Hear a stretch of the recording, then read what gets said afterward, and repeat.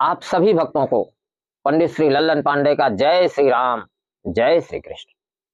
मेरे प्यारे भक्तों, माता पिता की अमिट छाप बच्चों के जीवन पर पड़ती है। इसका उदाहरण लीजिए। उन दिनों मैं लगभग 7 या 8 साल का रहा। मेरे पिताजी हर गुरुवार को भगवान की पूजा करते थे।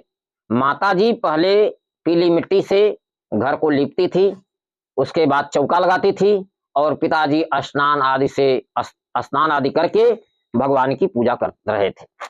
मैं भी स्नान करके स्वच्छ वस्त्र पहनकर हाथ जोड़कर बैठा था। पिताजी ने कहा, बेटा ये नारायण हैं।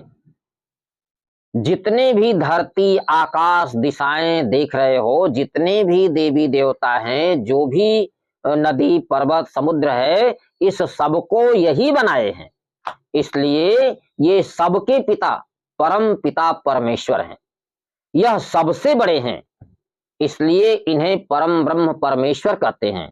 तुम इन्हीं को सब कुछ मान लो, ये हमेशा तुम्हारे साथ रहेंगे। मेरे प्यारे साथियों, पिताजी की यह बात मेरे इस जीवन का पहला गुरु मंत्र हुआ। मैंने याद कर लिया और तब से ही मैं नारायण की पूजा करना शुरू कर दिया और हमेशा कहने लगा, हे प्रभु, सब कुछ तुम ही बनाए हो, सबके पिता परम पिता परमेश्वर तुम ही हो, सबसे बड़े सर्वशक्तिमान परम ब्रह्म परमेश्वर नारायण तुम ही हो। हे प्रभु, तुम सदा हो, सर्वत्र हो और हमेशा मेरे साथ रहना। इस तरह से मैं भगवान की पूजा तभी से करना शुरू कर दिया। कुछ समय बीता। एक दिन पिताजी ने कहा कि हे पुत्र, जो बच्चे माता पिता और गुरु की बात आंख मूंद कर मानते हैं, भगवान उनके पीछे पीछे चलते हैं। तो मेरे साथियों, मैं माता पिता की बात तो पहले से ही मानता था। अब मैं विद्यालय जब जाता था तो गुरुजनों की बात भी आंख मूंद के मानने लगा। थोड़ा और बड़ा हुआ। समाज में जो भी बड़े बुजुर्ग पढ़ते थे, उन सब लोगों को हाथ जोड़ के प्रणाम करता था और उनकी बात को भी बड़े ध्यान से सुनता था। कुछ और बड़ा हुआ।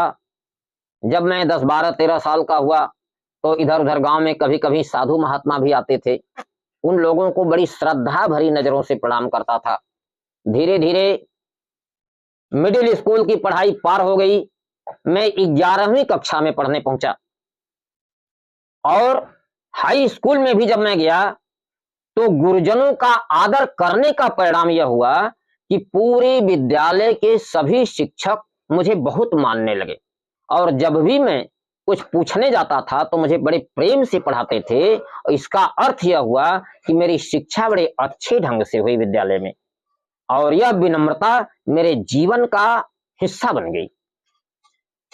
जब मैं 11वीं कक्षा में पढ़ता था तो सौभाग्य से 4-6 दिन मुझे एक संत के आश्रम में रहने का सौभाग्य प्राप्त हुआ।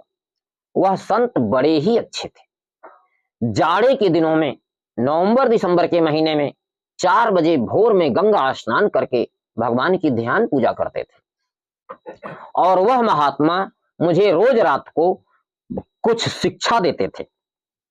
पहले दिन उन्होंने मुझे सिखाया कि प्रतिदिन रात्रि को सोने से पहले मातृभूमि को हाथ से छुओ, सिर से लगाओ और प्रणाम करो। वह श्लोक मुझे तभी से याद है। समुद्र वसने देवी पर्वतस्तन मंडले विष्णु पत्नी नमस्तुभ्यम पादस्पर्शम क्षमस्व।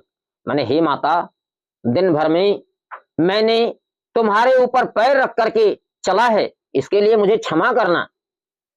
और उसके बाद सोना। और सुबह जगने के बाद मातृभूमि को प्रणाम करने के बाद तब धरती पर पैर रखना। यह उन संत की पहले दिन की शिक्षा थी। दूसरे दिन उन संत ने मुझे बताया कि हे पुत्र, तुम प्रतिदिन सोते समय आत्मचिंतन करो। आत्मचिंतन क्या? कि दिन भर में हमने क्या अच्छा किया, क्या बुरा किया। हर व्यक्ति प्रतिदिन दिन में कुछ अच्छे और कुछ बुरे काम करता है। तो तुम भी जो अच्छे काम करो उस पर घमंड मत करना, उसको इतना ही सोचना कि हे प्रभु यह अच्छे काम हैं, बने रहें जिंदगी में। किंतु जो बुरा काम हो उसके लिए भगवान से क्षमा मांगो और अपने को संभालो कि अब कल से ऐसी गलती नहीं करूंगा।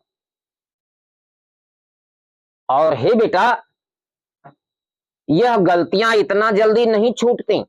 रात को आत्मचिंतन करोगे तब भी दूसरे दिन गलती हो ही जाती है। जब दूसरे दिन फिर गलती हो जाए तो घबराना मत, फिर अपने को संभालना और फिर कहना जब कल से नहीं करेंगे और फिर प्रयास करना।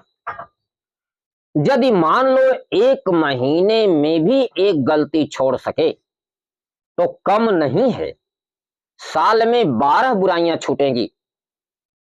यदि साल में 12 बुराइयां छोड़ोगे और 12 अच्छाइयां ग्रहण करोगे तो एक समय वह आएगा जब तुम महान बन जाओगे। मैंने उन संत पुरुष के चरणों में सिर झुकाकर प्रणाम किया और धरती माता को और मंदिर के देवताओं को साक्षी मान करके मैंने प्रतिज्ञा की कि हे गुरुदेव, आज से यह मेरा नियम बना, अब मैं प्रतिदिन आत्मचिंतन करूंगा और एक एक बुराई को छोड़ूंगा, एक एक अच्छाई को ग्रहण करूंगा, एक दिन महान बन जाऊंगा। मेरे मित्रों, तब से यह मेरा नियम बन गया। मेरे दिमाग में हमेशा उन संत की यह बात गूंजती रहती है कि एक एक बुराई छोड़ो, एक एक अच्छाई को ग्रहण करो, एक दिन महान बन जाओगे। और पिताजी की वह बात गूंजती रहती है कि जो भी पुत्र माता पिता और गुरु की बात को आंख मूंद करके मानते हैं, भगवान सदैव उनके पीछे चलते हैं। आज मैं देख रहा हूं कि मेरे पीछे आगे ऊपर नीचे सब तरफ भगवान हैं और मैं भगवान की ही गोद में बैठा हूं। जय